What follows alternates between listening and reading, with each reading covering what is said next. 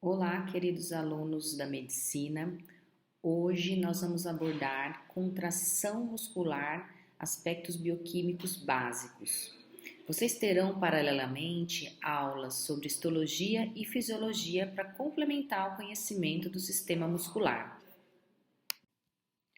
Os objetivos da aula se referem a apresentar os componentes estruturais das células, ou também conhecidas como fibras musculares, como actina, miosina, entre outras proteínas e moléculas importantes no processo de contração muscular, e demonstrar como esse sistema muscular funciona, focando especialmente no músculo esquelético, desde a sinapse até a contração propriamente dita. Fazem parte dessa aula as seguintes etapas. Nós vamos classificar de forma bem breve os tipos de tecido muscular. Nós vamos descrever com detalhes os componentes das fibras musculares, focando especialmente nas esqueléticas. Explicar como ocorre a sinapse neuromuscular, esse mecanismo de comunicação, e como isso induz a contração muscular. Vamos explicar também as diferentes fontes de energia que o músculo utiliza para executar tanto a contração quanto o relaxamento, o processo de fadiga muscular e, dentro disso, os tipos de fibra muscular. E nós vamos terminar a aula dando exemplo prático, do uso desse conhecimento, que é a aplicação da toxina botulínica. Então, vamos começar descrevendo as fibras musculares que têm características estriadas, isto é, a actina e a miosina, que são as principais proteínas contráteis, estão dispostas em sarcômeros. E dentro dessa classificação, nós temos os músculos esqueléticos, que serão o tema de abordagem dessa aula, mas também nós temos o músculo cardíaco. Bom, o que a gente percebe nesse tipo de tecido? Que eles têm, depois eu vou explicar um pouquinho melhor para vocês, um retículo sarcoplasmático, e os túbulos transversos desenvolvidos, contém uma proteína importante nos filamentos finos, que é a troponina, o cálcio, que é um importante elemento dentro da contração muscular, ele é liberado principalmente do retículo sarcoplasmático, A diferença entre o músculo esquelético e o músculo cardíaco se dá porque o músculo esquelético ele só consegue se contrair mediante a estimulação nervosa. Nós vamos explicar um pouquinho da sinapse neuromuscular para vocês. Tanto é que a desnervação acarreta atrofia muscular. Já o coração ele consegue se contrair sem estimulação nervosa, já que os potenciais de ação originam-se de células específicas no marcapasso do coração. Além disso, o músculo cardíaco sofre influência do sistema nervoso autônomo e também de hormônios dentro desse processo de contração. Então, essas são as principais diferenças entre esses dois tipos de tecidos que estão dentro da classificação de fibras musculares estriadas. Mas nós não podemos deixar de citar que nós temos também as fibras musculares lisas, que estão em diferentes órgãos do nosso organismo, assim como nos vasos sanguíneos.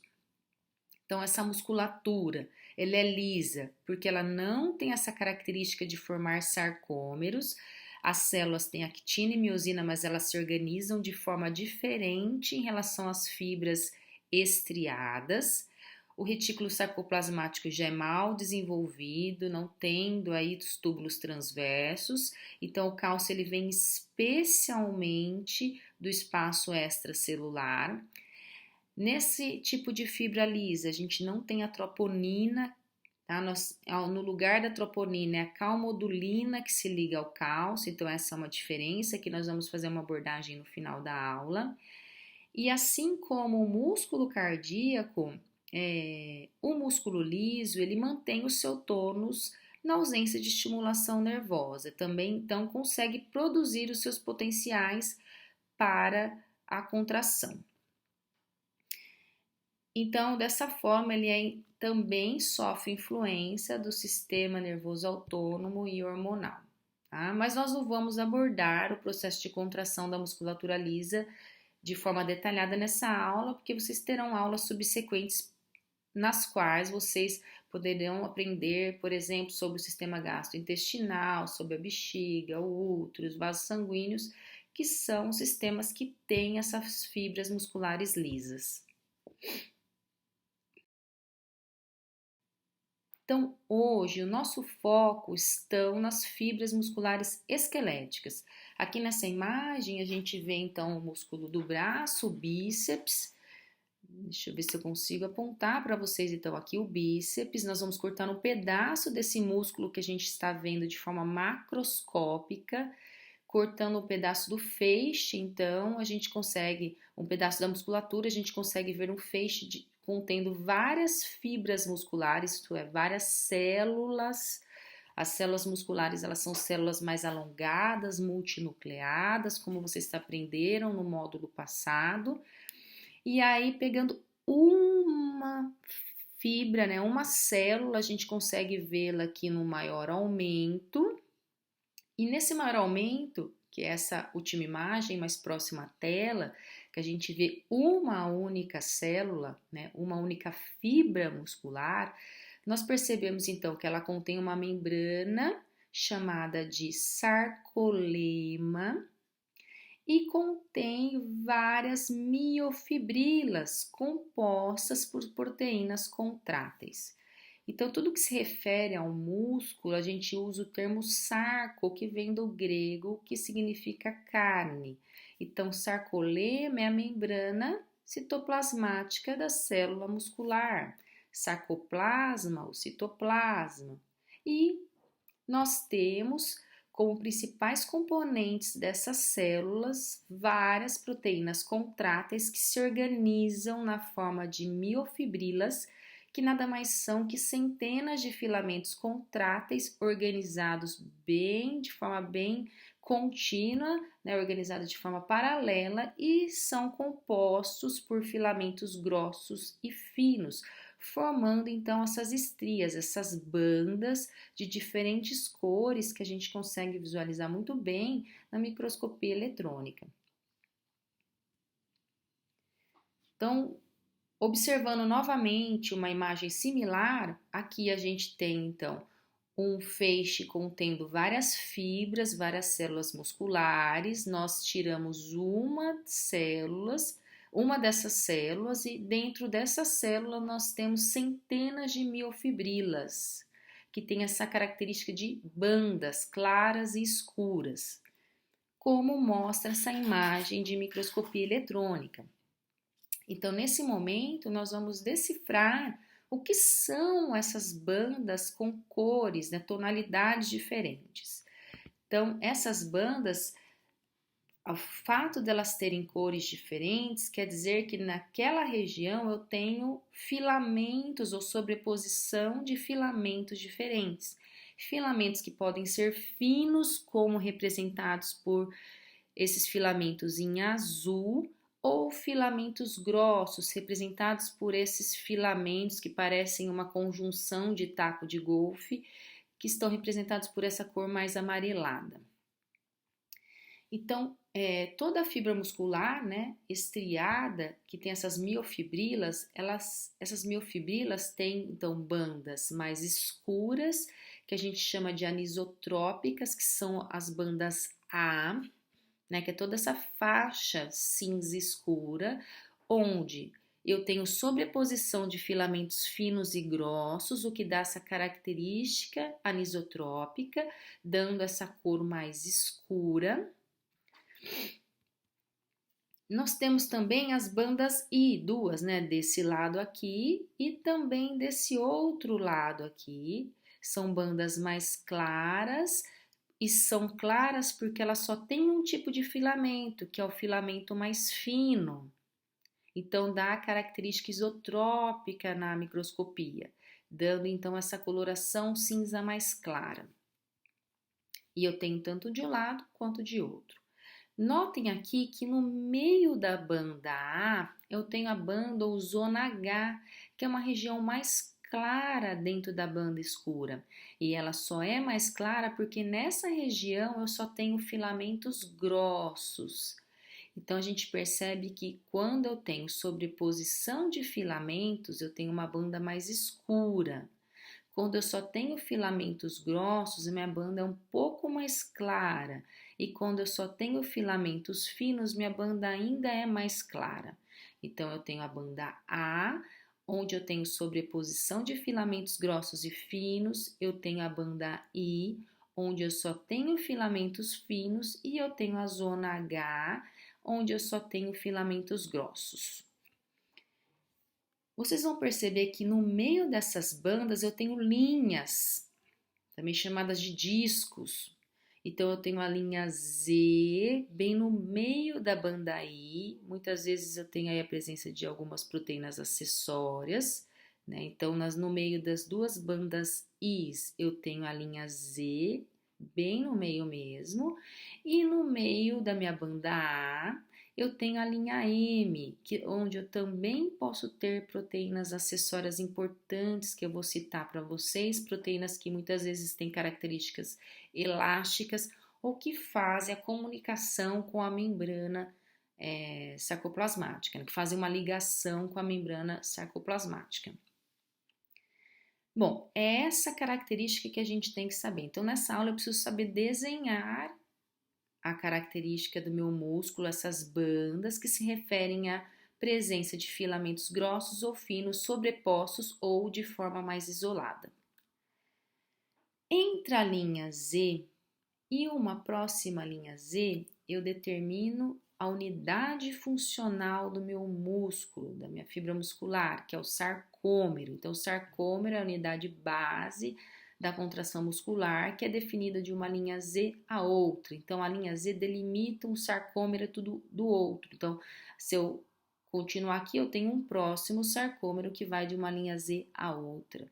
Por que o sarcômero é importante? Porque ele é um parâmetro para eu avaliar se o meu músculo está contraído ou não. Então, vai haver uma alteração no tamanho desse sarcômero quando eu tenho a contração muscular. Por isso que ele é chamado de unidade funcional do meu músculo. Então, aqui eu tenho duas imagens de microscopia eletrônica, mostrando então a banda A, anisotrópica, composta então por filamentos grossos e finos. Então, aqui a minha miofibrila, mostrando a banda A. No meio da banda A eu tenho a banda H, que é um pouco mais clara porque ela só tem filamentos grossos, e eu tenho lateralmente as minhas bandas Is, que são compostas por filamentos finos e por isso elas são mais claras. Esse padrão é repetitivo ao longo da miofibrila. Então, no meio da minha banda A eu tenho a linha ou disco Z, e no meio da minha banda no meio da minha banda I eu tenho a linha ou disco Z, e no meio da minha banda A eu tenho a linha M, a linha mediana, onde eu posso ter a presença de algumas proteínas acessórias. Então, essas são imagens das minhas miofibrilas. Como eu disse para vocês aqui numa parte escrita, eu tenho bandas isotrópicas, eu tenho bandas anisotrópicas, que tem essa característica de birrefringência, são mais escuras. No meio da minha banda I eu tenho a linha ou disco Z, e no meio da minha banda A, né, eu tenho a banda H, e bem no meio dela mesmo eu tenho a linha ou disco M.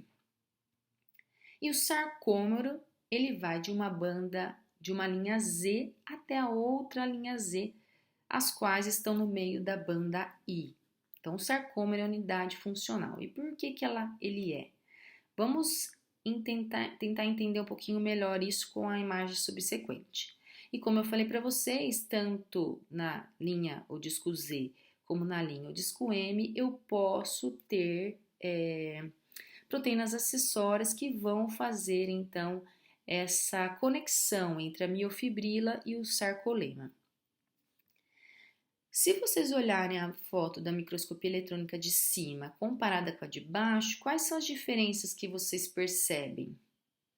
Bom, é nítido mostrar que a banda I ela reduz de tamanho, a banda A se mantém no mesmo tamanho e a banda H diminui de tamanho. E isso culmina com o quê? Com a diminuição do tamanho do meu sarcômero, que é a unidade funcional do meu músculo. Então, isso quer dizer que quando o meu músculo está relaxado, eu tenho essa característica de distanciamento entre as bandas. A partir do momento que há contração muscular, eu tenho uma redução do tamanho da banda I, uma redução do tamanho do banda H e, consequentemente, eu tenho uma redução do tamanho do meu sarcômero. Isso se dá não porque a fibra reduziu de tamanho, mas porque houve um deslizamento entre os filamentos grossos e finos, reduzindo então o tamanho do meu sarcômero, representado aqui acima no músculo relaxado por essa linha vermelha e representado abaixo no músculo contraído com essa linha verde. Por isso, então, que o sarcômero é considerado a unidade funcional do meu músculo e o seu tamanho é utilizado como parâmetro para saber se o músculo está relaxado ou contraído. Então, nós vamos entender a partir desse momento o que são os nossos filamentos grossos, quais são os nossos filamentos finos e como acontece esse deslizamento entre os filamentos durante a contração muscular, o que culmina com a redução do tamanho do meu sarcômero. Para começar, nós vamos falar sobre os filamentos grossos, que são compostos por uma proteína bem conhecida de vocês, que é a miosina, que é formada por 6 cadeias polipeptídicas e é dividida em cauda, pescoço e cabeça. Então, cada miosina tem uma cauda, que é o componente pesado, a cadeia pesada dessa proteína, que é uma porção mais fibrosa, enrolada, né, numa dupla alfa-hélice, como a gente pode ver aqui. Aí, subindo aqui, eu tenho o pescoço e as minhas cabeças da miosina, que são compostas pelas cadeias leves. Cada cabeça tem um domínio catalítico, que vai quebrar o ATP, e tem um domínio mecânico, que vai interagir com a quitina. Então, essa é a característica da minha miosina. Então, essa cabeça a gente chama de porção globular. Então, enquanto a cauda é a porção fibrosa, a cabeça é a porção globular. Essa imagem aqui mostra uma característica parecida com um taco de golfe. Então, alguns livros falam que a miosina parece um taco de golfe. Aqui nessa imagem eu mostro então a cabeça da miosina. A cabeça então ela tem um sítio, como eu disse para vocês, mais químico, onde eu tenho o sítio de ligação com a ATP, onde eu tenho uma atividade ATPase, então a miosina é capaz de quebrar o ATP, né, liberando energia, que é essencial para o processo de contração, e eu tenho uma outra porção da mesma cabeça que vai fazer uma interação mecânica com a quitina. Eu tenho o pescoço, que regula a atividade dessa cabeça, e eu tenho aqui, que não está sendo mostrado de forma contínua, a cauda. A cauda ela contém sítios que vão propiciar ligação com outras caudas de outras miosinas para formar esse filamento grosso, e também com a membrana plasmática, né, o sarcolema. Então, a gente pode falar que a miosina, componente essencial do filamento grosso, ele é uma proteína motora e enzimática. Por quê? Porque ela converte energia química da hidrólise do ATP em mecânica, fazendo com que haja um deslizamento dos filamentos finos sobre os grossos. Ela empurra nessa cabeça da miosina empurra os filamentos finos, o que faz com que haja o deslizamento e, consequentemente, a redução do meu sarcômero durante a contração muscular. Aqui uma outra imagem do filamento grosso, composto então por várias miosinas com as suas caudas e cabeças, aqui representada no maior aumento, as caudas e cabeças. Então aqui eu tenho um filamento grosso composto por várias moléculas de miosina, também representadas aqui nessa microscopia eletrônica. Então, são essas cabeças que vão interagir com a actina, que é uma das proteínas que fazem parte do filamento fino, que nós vamos falar na sequência. Então, a gente pode falar que os filamentos grossos são como se fossem os esqueletos das células musculares, que fazem parte das miofibrilas. Agora, nós vamos falar dos filamentos finos, que tem como principal proteína a actina, mas não somente ela. A actina filamentar, né, que forma a miofibrila, que forma o filamento fino, nada mais é que composta por várias moléculas de actina globulares, por várias bolinhas, que se entrelaçam, como está demonstrado nessa imagem aqui. Então, o filamento fino é que, na verdade, é constituído por uma polimerização de actinas globulares. Aqui é uma outra imagem mostrando nas bolas cinzas a actina, esses dois filamentos de actina enrolados, só que nós não temos só actina nos filamentos finos, nós temos troponina e tropomiosina. Tropomiosina também é uma proteína dupla, aqui a gente está vendo o azul escuro, o azul claro, filamentosa, que cobre a cada 7 bolinhas de actina, então ela vai cobrir umas porções da actina, como a gente pode ver aqui. E a troponina é uma proteína que tem 3 subunidades com cores diferentes. Eu tenho a troponina inibitória, que é essa verde, que tem uma interação direta com a actina e a tropomiosina. Eu tenho a troponina T, que interage mais diretamente com a tropomiosina e que é capaz, inclusive, de deslocar a tropomiosina mediante a presença de cálcio, e a troponina C, que é ligante de cálcio. Então, é importante que vocês entendam que o filamento fino não tem somente actina. Tem a tropomiosina, que é essa proteína filamentosa que cobre a cada 7 bolinhas de actina, representada pelas porções azul escuro e azul clara. E eu tenho essa proteína que é a troponina, composta por 3 subunidades. A subunidade verde, que é inibitória, que é a de fato que inibe a interação da miosina com a actina. A troponina T, que interage mais diretamente com a tropomiosina. E a troponina C, que é ligante de cálcio, tá? Como está escrito aqui no slide. Além disso, fazendo parte aí das miofibrilas, nós temos proteínas acessórias que ajudam na organização estrutural dessas miofibrilas. Como eu falei para vocês, tanto na linha Z, ou disco Z, como na linha M, o disco M, a gente tem proteínas acessórias, e uma delas é a titina, que é uma proteína presente na linha M, que é uma proteína mais elástica, que une a miofibrila à membrana da célula, tá? O sarcolema. Então, além dessas proteínas conhecidas como miosina, actina, troponina e tropomiosina, nós temos aí outras proteínas acessórias importantes e eu exemplifico uma delas como a titina.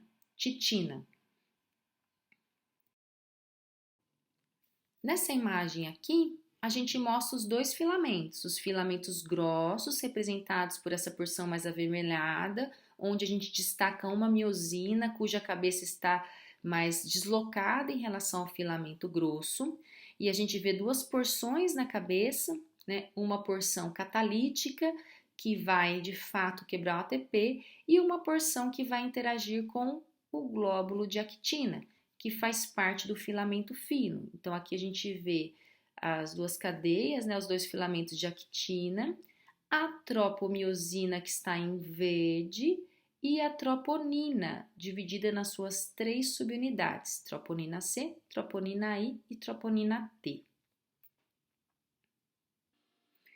Como a interação da cabeça da miosina com o filamento de actina culmina com a contração muscular.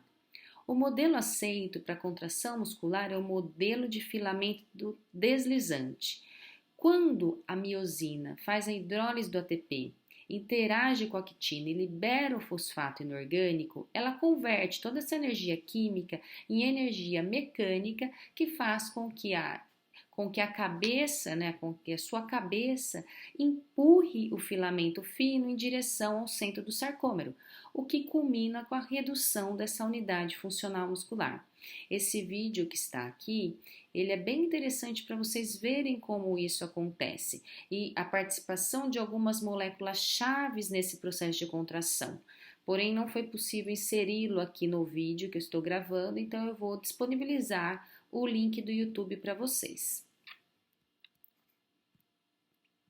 Então, como eu disse, o encurtamento do sarcômero é o resultado desse deslizamento dos filamentos finos entre os grossos, que acontece à custa de ATP. Então, a hidrólise do ATP que ocorre naquela cabeça da miosina, naquela unidade S1, essa hidrólise, essa atividade ATPase induzida pela miosina, é que vai gerar energia. E a energia se dá pela liberação do fosfato inorgânico, que transforma essa energia química em mecânica.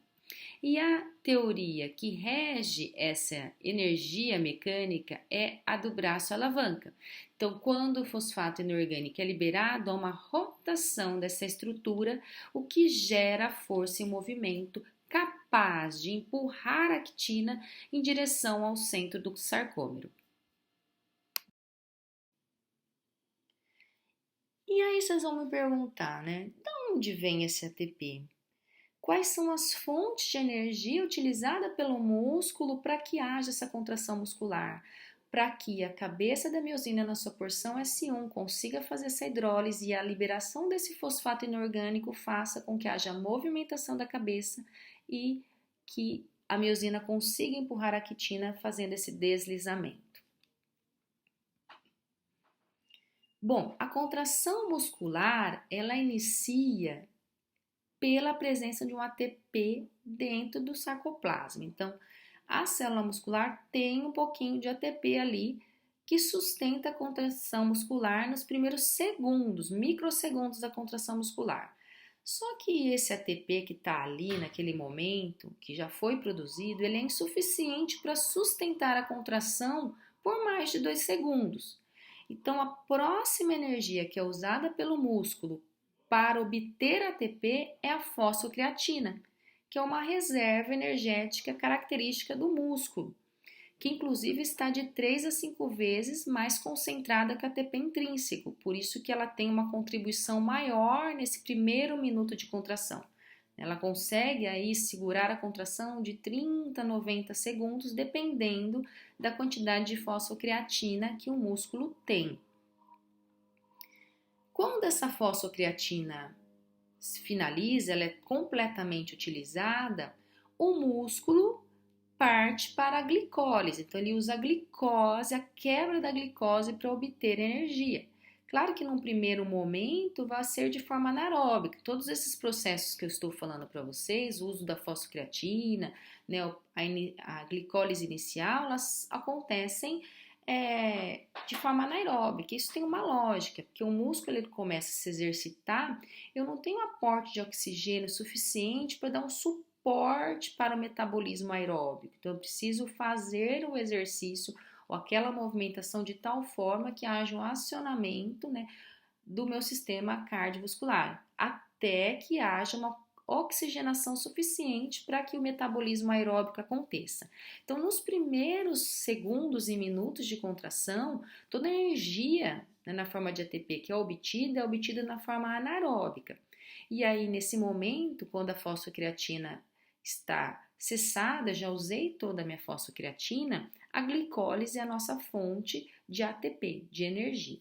A glicose pode vir da circulação, né, através dos vasos sanguíneos que trazem a glicose para o músculo, mas a gente tem que lembrar que o músculo armazena glicogênio e que ele pode sim quebrar o glicogênio, né, sob influência da epinefrina, especialmente para liberar glicose e dessa forma acontecer a glicólise anaeróbica, que possibilita a obtenção líquida de 2 ATPs e que é tão essencial no período de contração rápida e intensa, onde eu não tenho aporte de oxigênio para dar suporte ao metabolismo aeróbico. A fosfocreatina, então, é uma importante fonte de energia para a contração muscular inicial. Ela é formada a partir da creatina. Alguns tecidos conseguem sintetizar creatina a partir dos aminoácidos glicina, arginina e metionina. E nós também obtemos a creatina a partir do consumo de carne. Lá na célula muscular, a creatina se transforma em fosfocreatina pela ação de uma enzima creatina quinase, que nós conhecemos bem que quinase é uma enzima que adiciona fosfato a moléculas. Então, no período que eu estou bem alimentada, isto é, estou produzindo ATP e também estou no período de descanso, há a síntese de fosfocreatina a partir da creatina por atuação da creatina quinase que adiciona fosfato à creatina. Quando ocorre a contração muscular e o músculo precisa de energia, essa fosfocreatina é quebrada, liberando fosfato inorgânico, e o produto dessa reação é a creatinina, que é uma molécula que não tem muita função no tecido muscular, então ela acaba sendo liberada e ela é excretada na urina. A excreção diária de creatinina é um padrão utilizado para ver função renal, já que a sua liberação diária ela é basicamente constante no indivíduo saudável. Como eu disse para vocês, nós produzimos creatina e nós podemos obter creatina de uma alimentação. Porém, muitos esportistas utilizam a suplementação com creatina para potencializar a síntese de fosfocreatina, tornando o músculo saturado por essa fonte de energia. Então, é muito utilizado no ambiente esportivo e é um dos suplementos com melhor custo-benefício e mais seguros de serem utilizados. Existem vários trabalhos na literatura, pesquisas e revisões sistemáticas que dão suporte para a suplementação de creatina. Aqui estão 2 trabalhos, 2 revisões sistemáticas abordando o uso da creatina em população adulta, adulto e idoso, mostrando que o uso diário de creatina pode prevenir perda de massa muscular e também aumentar a força muscular. A creatina é prescrita por nutricionistas e médicos. Existem protocolos diferentes, existe um protocolo de saturação, onde se usa uma alta dosagem, respeitando a dosagem máxima diária, por uma semana, e depois a dose de manutenção, que é prescrita de acordo com o peso corpóreo, geralmente variando de 0,03 a 0,1 grama de creatina por quilo de peso. Então, em linhas gerais, os trabalhos têm mostrado, sim, um bom custo-benefício do uso diário da creatina com baixíssimo risco. Conforme o músculo ele vai sendo oxigenado, né? Porque conforme vai fazendo exercício físico, a dilatação dos vasos, né? O sangue chega ao músculo, então mais oxigênio chega ao músculo, a energia passa a ser obtida de forma aeróbica. Então, conforme o exercício vai acontecendo, a contração vai acontecendo e o aporte de oxigênio chega ao músculo, aquela glicólise que acontecia de forma anaeróbica passa a ser aeróbica. Então, conforme vai ativando o sistema respiratório, eu já tenho uma glicólise mais completa, né? Como vocês aprenderam, envolve ciclo de Krebs, fosforilação oxidativa, transporte de elétrons e pode aí me dar até 32 ATPs, né? Em torno de 32 ATPs, um número de ATPs bem maior do que a glicólise anaeróbica. E conforme essa oxigenação vai se intensificando, O músculo também, através do metabolismo aeróbico, utiliza o ácido graxo, então, através da beta-oxidação, ciclo de Krebs, fosforilação oxidativa e transporte de elétrons, o músculo também produz ATP a partir da quebra do ácido graxo, o que vai me gerar muito mais ATPs ainda, dependendo do número de carbonos desse ácido graxo, aí na base de mais de 100 ATPs. Mas isso só a quebra do ácido graxo ele só vai acontecer quando o sistema respiratório está bem ativado, já que a sua completa quebra depende da presença de oxigênio. Por isso a gente fala, para emagrecer, o exercício ele tem que chegar nessa fase de uso de energia. Somente quando a atividade física chega nessa fase onde eu uso o ácido graxo é que eu tenho a possibilidade de perder massa gorda, né? Então não vai aí vai depender do protocolo e do objetivo de cada um, mas se eu quero perder massa gorda, eu devo fazer sim exercícios de musculação que envolvam o uso do metabolismo anaeróbico, que promovam o crescimento de massa magra, mas ao mesmo tempo eu tenho que combinar exercícios aeróbicos, que são exercícios que vão estimular esse aporte de oxigênio para combinar com o uso do ácido graxo. Somente ao usar o ácido graxo é que eu vou perder aquela gordura localizada. E isso só acontece quando o músculo estiver completamente oxigenado. Então, o uso de fonte de energia vai depender de dois aspectos importantes: da intensidade da atividade física e da duração da atividade física. Então, por exemplo, o ATP intrínseco, que é aquela primeira fonte de energia que eu uso nos primeiros segundos, né, nos primeiros 2 segundos da contração, só vai ser efetiva mesmo num movimento de exercício muito curto. Conforme eu aumento o tempo do meu exercício, é a fosfocreatina que vai me dar energia. E ela consegue sustentar muito bem ali nos primeiros 60 segundos. Mas vai depender da quantidade de fosfocreatina que meu músculo tiver. Se ele tiver saturado, aguenta um pouquinho mais. Se tiver com menos fosfocreatina, vai aguentar menos. Conforme a atividade física ela vai acontecendo, a glicólise anaeróbica passa a contribuir para a energia, especialmente aí nos primeiros minutos, né? Nos primeiros 5 minutos de atividade física. Depois dos 5 minutos, dá um decréscimo da glicólise anaeróbica, porque a glicólise, a oxidação aeróbica passa a prevalecer. Então, eu tenho tanto a glicólise aeróbica quanto a quebra do ácido graxo, que contribuem para a obtenção de energia para a contração muscular, especialmente em exercícios mais prolongados. Então, a escolha da fonte de energia depende da intensidade e duração de exercício. Então, se eu falo de um praticante de musculação, um indivíduo que quer ganhar massa magra, que é fisiculturista, que quer que a massa magra dele cresça, né? E quer hipertrofia, ele vai fazer atividades físicas com exercícios com peso e específicos para aquela musculatura, pouca repetição, muita carga. Então ele vai usar mais fosfocreatina, ele vai usar mais glicose, ele vai usar mais glicólise anaeróbica. Agora o indivíduo que corre 5, 10 quilômetros ou mais, ele vai já usar mais oxidação aeróbica, ele vai queimar mais gordura. Por isso que a característica física do indivíduo, que dependendo da atividade física que ele faz, é diferente. Essa imagem ilustra bem isso. Então, um indivíduo que quer hipertrofia, ele vai fazer atividades intensas e de curta duração, vai usar fosfocreatina, vai usar glicólise anaeróbica, né?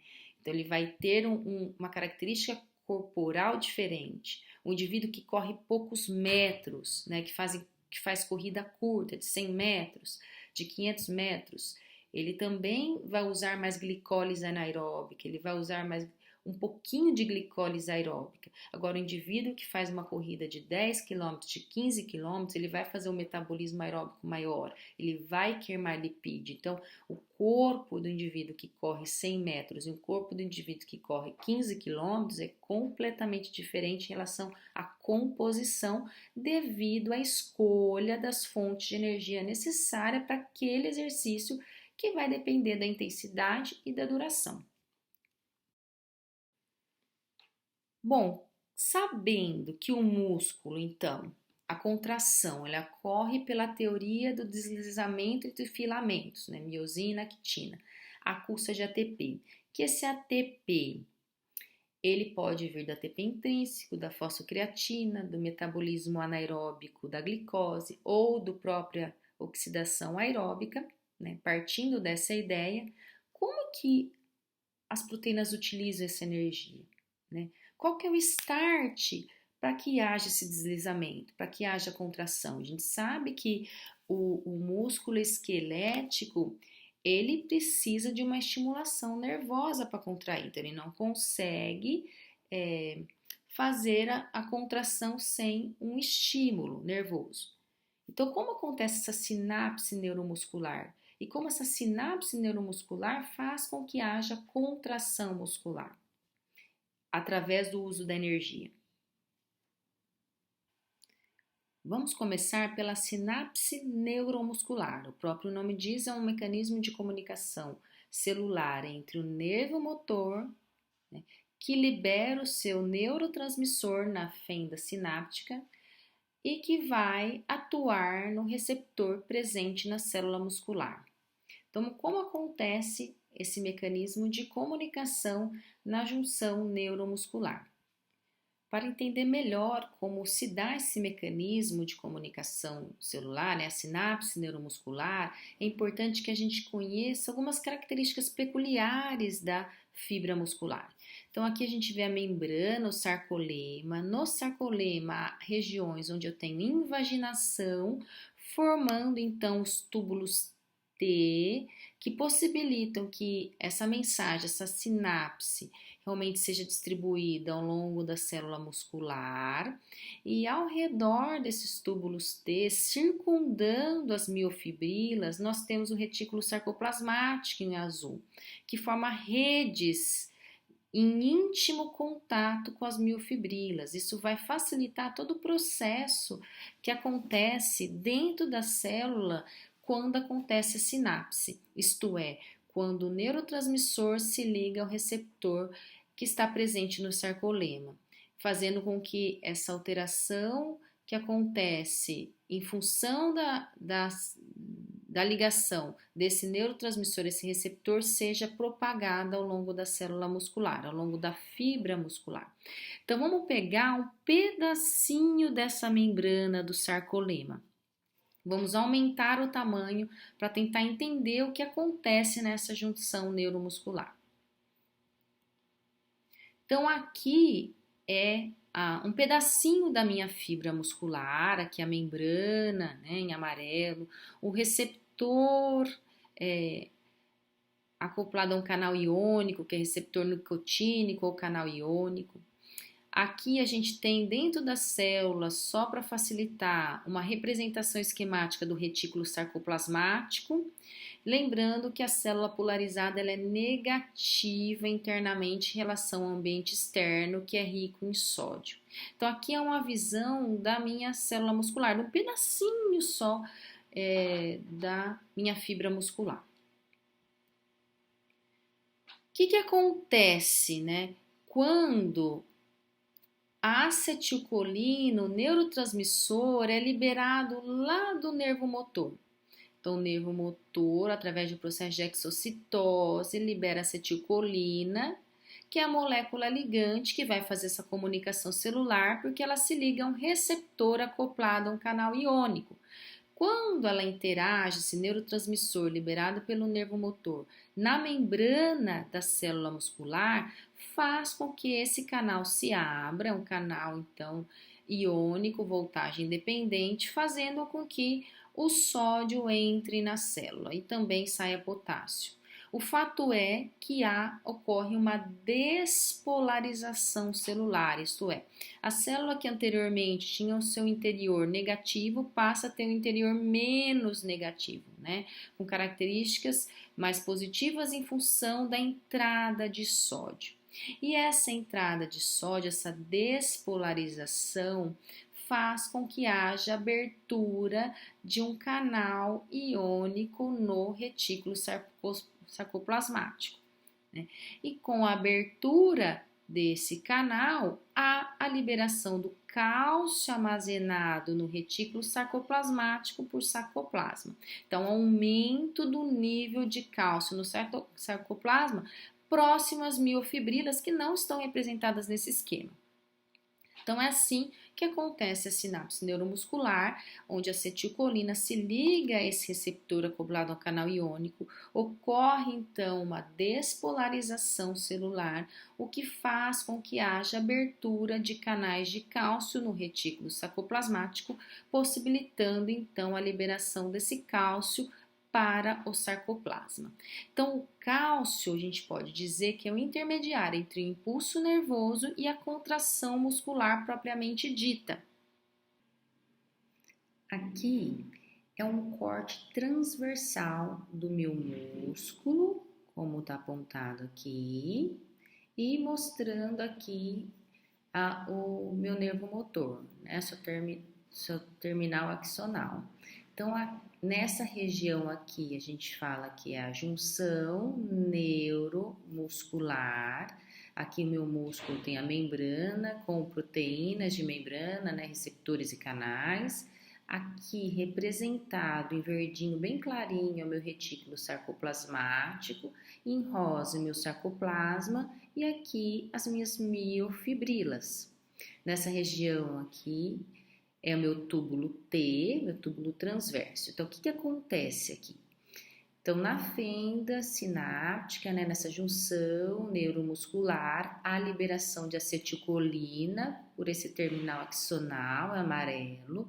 A acetilcolina se liga a esse receptor verde, que é um receptor acoplado ao canal iônico, fazendo com que haja a entrada de sódio e a despolarização celular, que culmina com a abertura de canais voltagem dependentes, como os azuis, que são canais que possibilitam a entrada de sódio, e os em roxo, que são canais, principalmente presentes no túbulo transverso, que possibilitam a entrada de cálcio. Com isso, então, há uma transmissão dessa despolarização ao longo da membrana, o que culmina com a abertura de canais de cálcio em amarelo do meu retículo sarcoplasmático. O retículo sarcoplasmático é uma organela que armazena cálcio. Então, diante desse estímulo, esses canais são abertos, possibilitando a saída de cálcio, que é representado por essas bolinhas vermelhas, e que vai interagir com as minhas miofibrilas, possibilitando a contração muscular.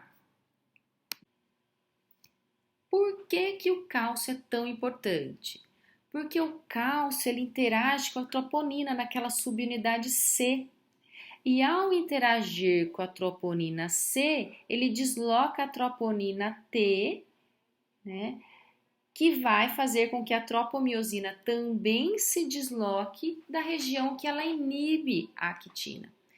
Com isso, com o deslocamento da troponina e da tropomiosina, a exposição da região da quitina que interage com a miosina, possibilitando então que essa interação aconteça. Além disso, o cálcio ele ativa uma enzima importante para a obtenção de energia, que é essencial para a atividade muscular, que é a ativação da glicogênio fosforilase, que é uma enzima que degrada glicogênio, que produz a glicogenólise muscular, liberando glicose para que essa glicose seja quebrada para a obtenção de ATP, tão importante como fonte de energia para a contração.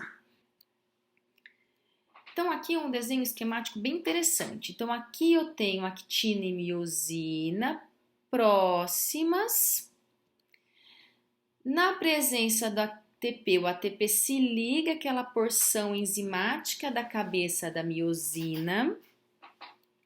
Quando isso acontece, a actina se libera, porque a afinidade da actina pela miosina na presença do ATP é muito baixa.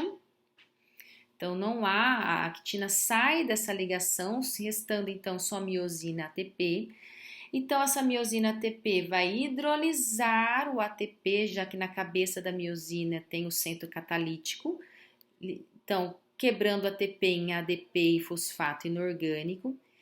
Quando há essa hidrólise do ATP, a actina volta a interagir, porque ela tem uma afinidade muito maior pela miosina quando o ATP está hidrolisado. Só que a ligação ela é fraca.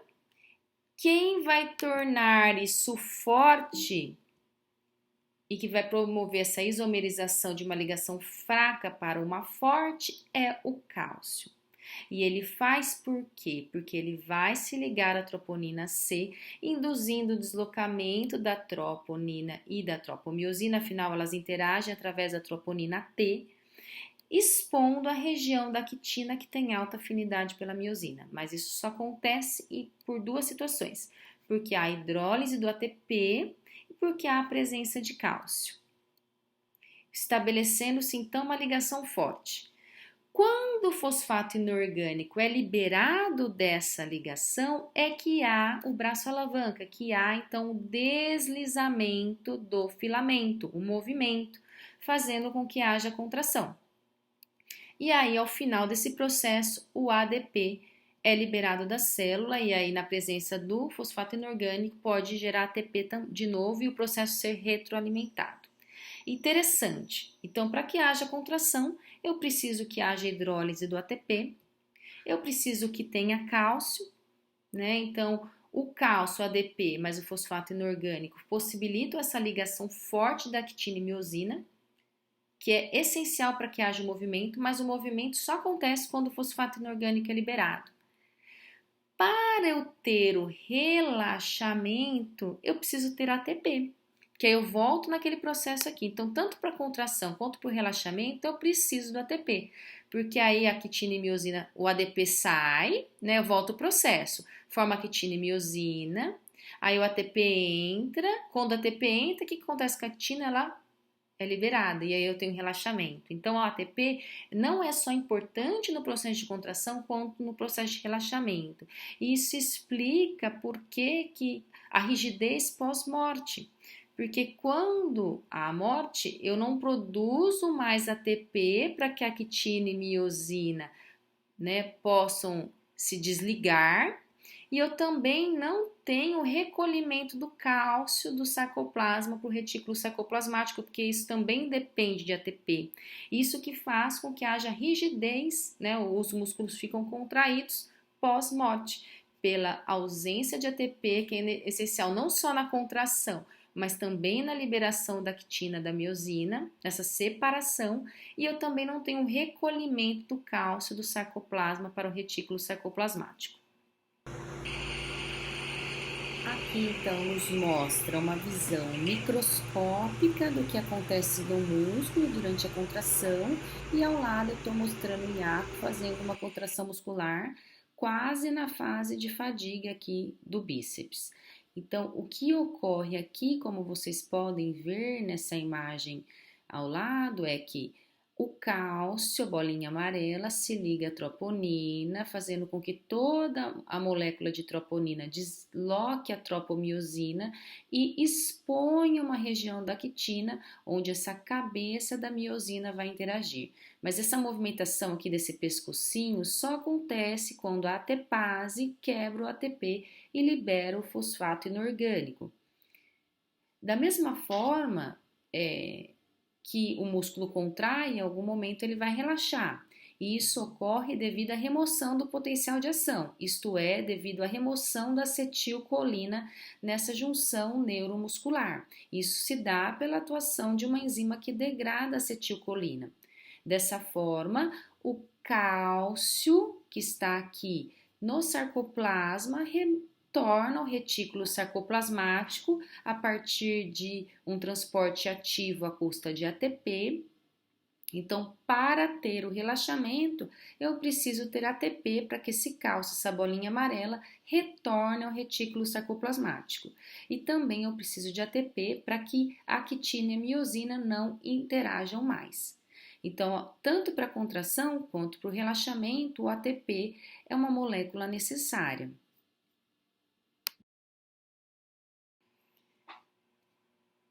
Quando eu faço uma atividade muito intensa, pode acontecer a fadiga muscular. Se vocês olharem no vídeo anterior, ao final do movimento, o modelo que está fazendo isso, que é o Iaco, ele já estava no processo de fadiga, isto é, a fadiga é a perda de força muscular reversível, quando eu não consigo tensionar mais aquele músculo associada à fraqueza e dor. Então, eu já não tenho mais forças para fazer aquela atividade física pesada. Isso geralmente acontece com fibras musculares de contração rápida, que são as fibras que fazem metabolismo anaeróbico. Então, eu estou fazendo lá uma série de 12 repetições com o peso máximo que eu aguento, vai chegar na oitava, na décima, eu já começo a fazer um movimento mais encurtado e chega lá próximo à 12ª repetição e já não consigo mais fazer aquela movimentação. Então, eu cheguei na minha fase de fadiga muscular, que é uma perda temporária de força muscular associada a uma atividade física intensa e que envolve geralmente fibras de contração rápida. E eu vou falar um pouquinho mais para vocês delas na sequência. O que causa fadiga muscular? Há várias teorias envolvidas com a etiologia e a principal delas é a redução do pH celular devido à liberação de ácido lático, que é o produto final do metabolismo anaeróbico da glicose. Então, ao final do processo, a liberação de hidrogênio e lactato. E essa redução do pH está envolvida com algumas alterações em todo o processo, como inibição de enzimas importantes da via glicolítica, como a fosfofrutoquinase 1, alteração da transferência de cálcio para o sarcoplasma, inibição da atividade atepásica da miosina e também redução da transmissão desse impulso nervoso pelos túbulos T. Também não podemos descartar que a fadiga ela pode acontecer por depressão, por redução de energia, então por utilização completa do estoque de glicogênio muscular. Então, reduzindo a oferta de glicose rápida para que haja contração muscular. Geralmente vai fadigar fibras, que eu vou mostrar para vocês depois, que fazem o metabolismo anaeróbico, que são fibras brancas. Aqui nesse vídeo é uma demonstração, sou eu mesma fazendo exercício físico pesado e que ao final já tem a falha muscular. Vamos ver se a gente consegue chegar aqui, 70 quilos, exercício isolado de quadríceps, que é a cadeira extensora. Já não faço o movimento mais completo, ele está encurtado e ao final eu já não consigo mais fazer. Isso aqui, então meu músculo fadigou, perdeu a sua força.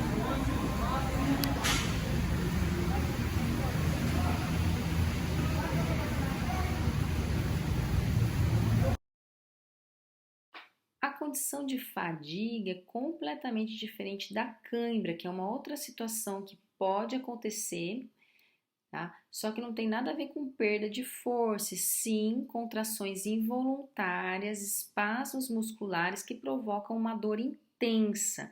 Isso é muito comum nos músculos da panturrilha, gastrocnêmico, sóleo, plantar. Então fica enrijecido, fica duro e associado à dor. E aí tem vários fatores causais associados, como prática intensa de exercício físico, desidratação, baixas temperaturas, má circulação, alterações no nível de potássio, cálcio, magnésio. É muito comum em atletas que fazem atividades físicas frequentes, intensas, é comum na gestação. Então, tem várias situações onde a cãibra pode existir associada a uma dor intensa, o que é diferente da fadiga muscular. Para entender esses fenômenos, nós temos que conhecer um pouco os tipos de fibra muscular. Nós temos 3 tipos de fibra. Fibra tipo 1, também conhecida como fibra vermelha ou lenta oxidativa, porque essas fibras, essas células, elas recebem uma grande vascularização, são ricas em mioglobulina, que é uma forma de transporte de oxigênio dentro dessas células, citocromos envolvidos aí no metabolismo aeróbico, mitocôndrias, né, para fazer essa respiração. Então, elas são fibras que fazem o metabolismo aeróbico, né? Fazem a glicólise aeróbica, fazem o uso do ácido graxo de forma aeróbica, que é a única forma possível. E são mais, todos os músculos têm todos os tipos de fibras, mas as fibras lentas oxidativas e vermelhas são mais comuns em músculos que fazem estabilização do tronco, que fazem contração lenta, mas estão constantemente sendo utilizados, como os músculos das nossas costas. Diferente das fibras do tipo 2, e aí eu tenho uma subdivisão entre tipo 2A e B, a tipo 2A é um perfil intermediário. Ela é oxidativa, mas ela é mais rápida. Tá? Então, ela é glicolítica, oxidativa mais rápida. E eu tenho a fibra tipo 2B, que ela já é um perfil rápido e glicolítico, isto é, ela responde rápido aos movimentos e faz mais o metabolismo anaeróbico. Então, por ter uma menor vascularização comparativamente à fibra do tipo 1, por ter menos mitocôndria, né? Muitas vezes não tem ou tem muito pouco mioglobulina, né? Ela tem a característica de ser mais clara, né? Então, o fato dela não ter um aporte de oxigênio comparativamente tão alto como a fibra do tipo 2, tipo 1, não ter mioglobulina, ela tem uma cor mais clara, então ela faz o metabolismo mais anaeróbico, uma glicólise anaeróbica. Outra característica desse tipo de fibra é uma maior atividade da miosina ATPase, então uma atividade mais rápida, mais veloz, por isso que ela responde melhor a movimentos intensos e curtos. Então, ela está mais presente, como eu disse para vocês, todos os músculos têm todos os tipos de fibra, mas ela está mais predominante em músculos que fazem, não são de sustentação, mas fazem movimentos curtos e intensos, como os membros superiores, por exemplo. Então, nós temos 3 tipos de fibra. Dentre as fibras tipo 2, pode ter interconversão entre a tipo 2A e B, tá? Isso vai depender um pouco do estímulo, então é possível sim ter uma certa plasticidade entre fibra tipo 2A e tipo 2B, mas a interconversão entre 1 e 2 não é possível, porque elas têm características genéticas diferentes, né, como a gente vai ver na sequência. Então aqui é só uma imagem de microscopia mostrando no número 1 as fibras brancas, rápidas glicolíticas, pobres em mioglobulina, que fazem o metabolismo anaeróbico, e as fibras vermelhas no número 2, que são fibras ricas em mioglobulina, que fazem o metabolismo mais aeróbico, por isso são consideradas fibras vermelhas. O tipo de fibra que aquela musculatura tem, que aquele conjunto de músculo tem, vai depender um pouco está relacionado à velocidade de condução do impulso nervoso, tá? Então, fibras mais brancas de resposta rápida têm um impulso nervoso mais rápido. Também variam entre elas em relação à miosina, então variam em relação a isoformas das cadeias, tanto pesada quanto leves de miosina. Então, a miosina que tem na fibra branca é um pouquinho diferente daquela que tem na fibra vermelha. A presença de enzimas oxidativas, né, mais presentes na fibra vermelha, que faz metabolismo aeróbico, e variações no número de mitocôndrias, que também é mais presente na fibra vermelha, que faz metabolismo aeróbico. É possível alterar o fenótipo muscular? Sim, diante do treinamento físico, estímulos neuronais e hormonais, mas somente entre os subtipos do tipo 2, entre o tipo 2B e 2A, mas não sendo possível alterar do 1 para o 2 e vice-versa. Eu posso melhorar a característica daquela minha fibra, mas a interconversão entre esses 2 tipos não é possível. Só para vocês entenderem um pouco essa questão do estímulo, então, como eu disse para vocês, a predominância Todos os músculos têm todos os tipos de fibra, mas a predominância daquele tipo de fibra em detrimento à outra vai depender das características de exercício que aquele músculo exerce. Então, há uma variação entre músculos do nosso corpo e há uma variação entre indivíduos. Então, indivíduos que fazem musculação, que visam hipertrofia ou que fazem exercícios intensos e curtos, como corredores de curta distância, eles tendem a ter uma predominância de fibras rápidas, de fibras brancas. Agora, indivíduos que fazem exercícios não tão intensos, mas mais longos, como maratonistas, nadadores, né, que fazem aí percursos de grande distância, tendem a ter fibras mais lentas para poder ter o aporte de oxigênio necessário para suportar atividades mais longas. Como eu disse para vocês, atividades mais curtas são sustentadas por metabolismo anaeróbico, ATP, fosfocreatina e glicólise anaeróbica. Por isso que as fibras rápidas que fazem esse tipo de metabolismo estão mais presentes em fisiculturistas, em pessoas que querem hipertrofia, ou indivíduos que são corredores de curta distância, 100 metros, 200 metros. Agora, o indivíduo que faz uma atividade mais lenta, né, ele vai precisar do metabolismo oxidativo aeróbico, ele vai precisar fazer glicólise aeróbica, vai precisar fazer quebra de lipídio, então ele precisa ter fibras predominantemente mais vermelhas, mais lentas, que fazem metabolismo aeróbico. Apesar de não ser possível transformar fibra 1 e 2 e vice-versa, é possível melhorar a performance de cada fibra muscular. Isso se dá pela plasticidade muscular.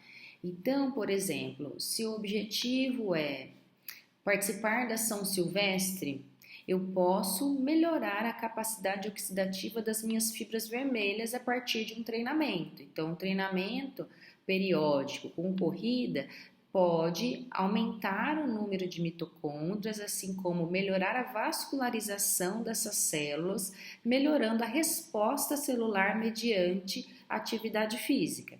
Então, isso é possível. Por outro lado, se eu viso, por exemplo, aumento de massa magra, hipertrofia, eu não vou fazer uma prática de atividade aeróbica. Eu vou fazer exercícios musculares, isolados ou não, que visam aumento de massa magra. Então, são exercícios mais pesados, que eu vou trabalhar com fibra branca. Então, é possível, sim, melhorar a performance da minha fibra branca através do aumento do seu diâmetro, que só é possível com uma dieta adequada, exercício físico pesado, e a gente sabe que também esse aumento, essa hipertrofia, sofre influência da atividade hormonal, especialmente do hormônio masculino testosterona, né? Que não é só produzido por homens, mas também por mulheres, mas em nível menor. Por isso que o homem ele tem uma facilidade de hipertrofia muito maior que a mulher em função da influência hormonal. Se a gente lembrar da aula de comunicação celular, a testosterona ela entra na célula, se liga ao receptor intracelular, ativa processo de transcrição e, consequentemente, síntese proteica, culminando com a síntese aumentada de actina e miosina. E esse aumento de síntese proteica é que vai fazer com que haja um aumento do diâmetro das fibras musculares, causando então a resposta desejada, que é aumento da massa magra. Existe uma outra situação muscular que é a oposta à hipertrofia, que é a atrofia muscular. Quando o músculo está em desuso, por exemplo, numa situação em que o indivíduo fraturou um osso e precisa ficar imobilizado por algumas semanas, então após a remoção do gesso, há sim a percepção macroscópica de uma diminuição do volume muscular devido à atrofia. E a atrofia também pode vir da desnervação, já que a gente sabe que o músculo esquelético ele é dependente, né, do sistema nervoso para se contrair. Então, se há desnervação, há atrofia muscular. E por fim, vocês aprenderam no módulo passado que as fibras musculares não se renovam, não fazem divisão celular. Mas nós temos algumas células satélites nos músculos, que são células que podem se transformar em mioblastos, que são as células precursoras da fibra muscular. Vocês aprenderam que a fibra muscular nada mais é que a junção de vários mioblastos, por isso que é uma célula que tem vários núcleos. Então, se eu tenho uma lesão pequena, é possível fazer o reparo a partir das células satélites, mas esse reparo é limitado. Se a lesão muscular for muito grande, as células satélites não estão em número suficiente para que o reparo efetivo seja executado. Por isso que a gente fala que a capacidade de reparo muscular é limitada. E para finalizar a aula de hoje, eu vou falar um pouco de uma aplicação clínica da toxina botulínica, famosa aplicação de Botox, não só para fins estéticos, mas aqui eu vou fazer uma abordagem para fins estéticos, né? Porque o Botox tem como princípio a inibição da contração muscular, e daí a redução de ruga e muitas vezes a redução da expressão facial, né? Dependendo da forma como a pessoa aplica, a gente sabe que aquela pessoa foi submetida à aplicação de Botox.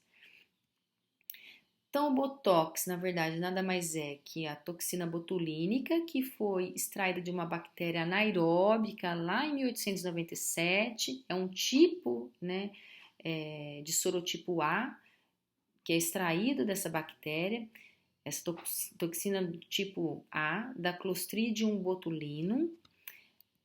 Ela só foi aceita, né, pela FDA em 2002 para fins estéticos, depois de que se comprovou que ela é muito eficaz, por exemplo, para tratamentos de doenças oftalmológicas. E que aplicando, a partir da aplicação para doenças oftalmológicas, que se percebeu que a aplicação da toxina botulínica era capaz de reduzir as linhas de expressão, né, na região da sobrancelha, que é uma região próxima ao olho, né? Por isso que foi um efeito colateral descoberto naquela época e poderia durar até 4 meses, né? De 3 a 4 meses. Então foi um achado, na verdade, sem muito não intencional, de perceber que a toxina botulínica não só tratava problemas oftalmológicos, mas também era capaz de reduzir as linhas de expressão. O Botox é indicado não só para isso, né, para tratamento de estrabismo, para blefaroespasmo, que é a contração da pálpebra quando fica tremendo, né, ou para espasmos hemifacial, distonias, espasticidade, ou até mesmo para tratamento de hiperidrose palmar axilar, né. Então, suo muito na mão, suo muito na axila, também uma outra aplicação da toxina botulínica. E a toxina botulínica é utilizada para fins estéticos, né? E não só na medicina como na odontologia, para reduzir sorriso gengival e etc. Aqui esse esquema mostra para a gente como que é o mecanismo de atuação da toxina botulínica. Então aqui, vou usar o cursor aqui é a minha célula muscular, que vocês já viram esse pedacinho dela anteriormente, aqui a fenda, né, ou a junção neuromuscular, aqui é o meu neurônio, minha célula nervosa, né, que ela tem aqui os seus estoques de acetilcolina, né, que são as vesículas que depois vão, por um processo de exocitose, serem liberadas da célula. O que acontece quando eu tenho a toxina botulínica, né, o sorotipo A? Ela tem duas porções, a cadeia pesada e a cadeia leve. Bom, ela entra na célula por endocitose adsortiva, então tem um receptor para a toxina, há uma invaginação, né, formando essa vesícula que contém as porções da toxina. A porção da cadeia pesada ainda ligada ao receptor e da cadeia leve livre aqui. E essa porção da cadeia leve da toxina botulínica é que vai interagir com algumas proteínas chaves envolvidas no processo de exocitose da acetilcolina. Então, ela vai interagir com alguns tipos de proteínas que a gente chama de SNARI, né? E ela vai quebrar essas proteínas em pedacinhos, impedindo que essas proteínas ajudem em todo esse percurso que a vesícula tem que fazer, né, a vesícula sináptica, para acontecer a exocitose, a liberação da acetilcolina. Então, impede a liberação de acetilcolina, em outras palavras. Ao impedir a liberação de acetilcolina naquele ponto onde ela foi aplicada, não há sinapse neuromuscular, consequentemente, não há contração muscular, né? Então, não tendo a contração muscular, eu vou ter um aspecto menos. Aqui é bem claro isso, eu não vejo as rugas de expressão, porque as rugas elas se ocorrem pela contração muscular. E isso se dá então aqui só mostrando pela ligação dessa porção às proteínas SNARI, quebrando essas proteínas essenciais para que haja exocitose da acetilcolina, né? Para que essa vesícula chegue à membrana e libere esse neurotransmissor.